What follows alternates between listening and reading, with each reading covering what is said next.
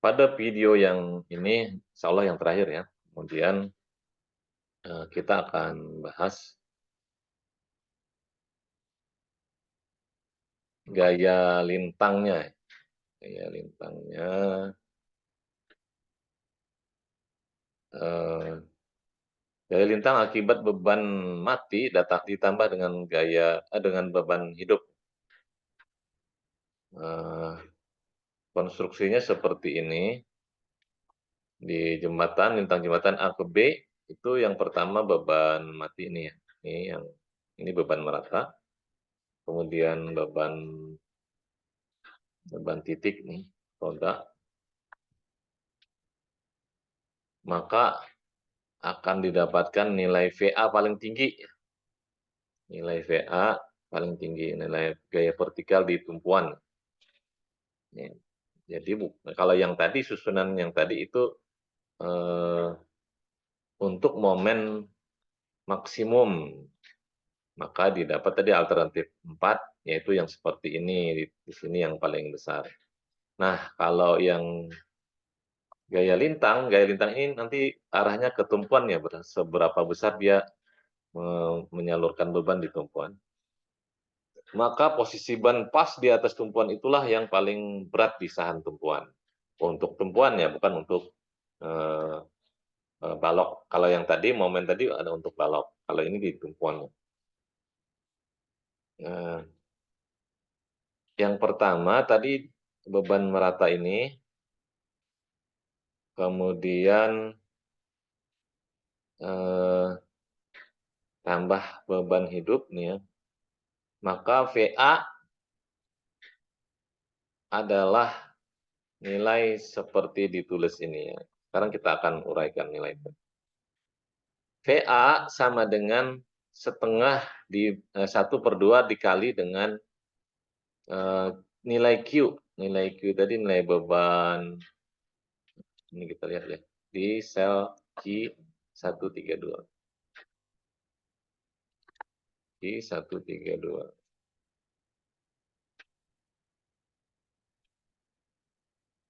Nilai ini.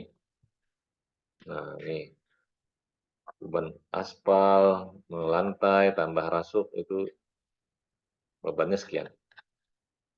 Kemudian setengah kali ini nilai Q ya. Kemudian dikali L. Dikali L, nilai L-nya adalah 5. Nah, 5 panjangnya bentang jembatan. Nah, setengah kali 0,149 kali 5. Hasilnya 0,3725. Nah, perhatikan di buku ini ada terjadi kesalahan dalam pengetikan. Di mana di sini tertulis 0,49, tidak ada komanya, kemudian tidak ada satunya. Nah, padahal harusnya dia ada satunya, 0,149 meter. Kemudian di sini di L, nilai L yang 5 meter itu ada tanda kuadrat. Saya tidak ada tanda kuadrat ya. Tanda kuadrat itu untuk perhitungan momen. Kalau ini tidak, ini perhitungan gaya vertikal saja. Ini tidak ada kuadratnya. Nah, tanda kuadrat atau pangkat 2 dihilangkan. Terus ini beban mati ya, kemudian beban hidup yang 175 adalah karena P1, beban hidup karena P1 ini. Tepat di sini tidak ada jarak, tepat di titik A, berarti persis 1,75. Tidak ada konversinya, langsung 1,75. Ini akibat A, akibat P1 maaf. Yang kedua akibat P2. Nah, P2 kalau jatuhnya di sini, dia akan terbagi 2. Di A berapa, di B berapa, maka hitunglah dengan sebagaimana mencari reaksi perletakan di atas tadi. Nah, lihat sini, sigma momen B, sigma momen B sama dengan 0, Eh, dari sini dulu PA kali 5, tandanya plus, ini tandanya minus. Minus P2 1,75 kali jaraknya 2,5. Nah, sehingga didapatkan, bukan 2,5 juga. Jaraknya 2 harusnya ya, karena jarak sini adalah 3, bentang ini 5, berarti sisa ini adalah 2,0. Ini salah 2,5. Jadi 2 saja. Nah, sehingga berapa nilai nilai apa P2 ini di A adalah nih, adalah sebesar 1,75 kali 2 dibagi dengan 5. Ini akibat reaksi di A akibat beban P2. Nah, berarti di PA tinggal menjumlahkan ketiganya ini, yaitu 0,3725 itu reaksi di A akibat beban merata, kemudian akibat beban P1 nilainya 1,75, dan akibat beban P2 di titik A itu 0,7. Nilai ini tadi ya dikalikan dapat 0,7. Ditambahkan ketiganya jadinya sama dengan 2,823 ton atau dalam kilogram 2.823 kilogram. Lalu berapakah tegangan geser pada rasuk? Rumusnya adalah tegangan geser ya, 3V dibagi 2BH, di mana nilai V tadi gaya vertikalnya yang disalurkan ke tumpuan itu besarnya ini 2.823 kg. Nilai B adalah lebar dari balok rasuk tadi, kan 20 kali 30, 20 lebar. Nah, ini 30. Yang diambil berarti 20-nya lebarnya. Ini yang menyentuh dengan dudukan. Kemudian H-nya adalah 30 cm. Nah, tinggal masukkan V yang ini, B yang ini, H yang ini.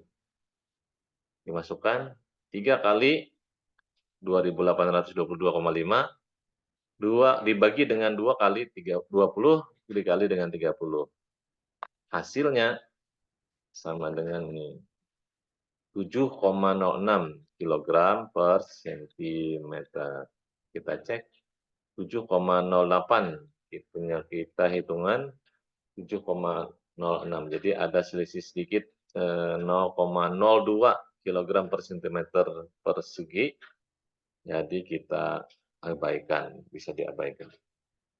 Kemudian berapakah dengan hitungan di atas tadi, berapakah tegangan yang terjadi pada tumpuan? Perhatikan untuk setiap balok, itu balok rasuk ya, atau gelagar.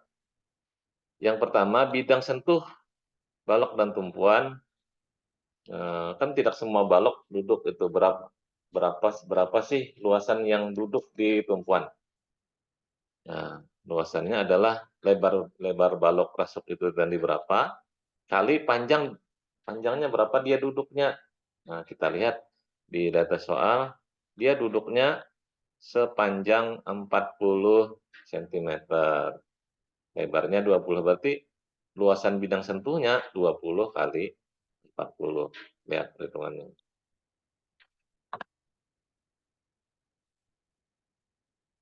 Kemudian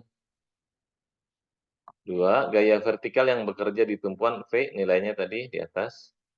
Terus tegangan. Tegangan kan rumusnya sama dengan gaya yang menduduki atau gaya yang menimpa suatu bidang dibagi dengan luasan bidang yang ditimpanya, atau P per A. di mana nilai P itu sama dengan nilai gaya vertikal di tempat tadi. Ini nilainya datang dari sini, dari perhitungan sebelumnya. Kemudian A yang ini adalah lebar balok kali, berapa panjang sentuhannya. Jadi, nah nih, lebar balok kali panjang tumpuan duduk. Atau 20 cm kali 40 cm, 800 cm persegi. Maka tegangan yang terjadi adalah P dibagi A, 2.823 bagi 800, hasilnya 3,53 kg per cm persegi. Nah, kita cek 3,54 di buku, di sini 3,53. Jadi ada selisih sedikit 0,01 kg per cm persegi. Bisa diabaikan. Nah, ini tegangan yang terjadi. Kita cek nilai yang didapat ini masih lebih kecil dari kemampuan menahan tekan dari bahan tumpuan batu alam. Batu alam disebutkan 8 sampai dengan 20 kg per cm kubik, dan masih lebih kecil juga dari beton biasa 20 kg per cm persegi.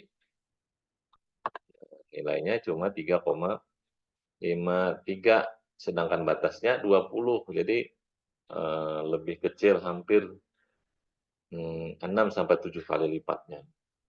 Jadi sangat aman, sangat mampu tumpuannya untuk menahan.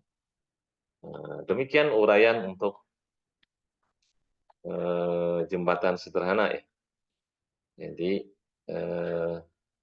di buku tadi terutama di bagian ini, nah ini ketahuan bahwa ada beberapa salah tulis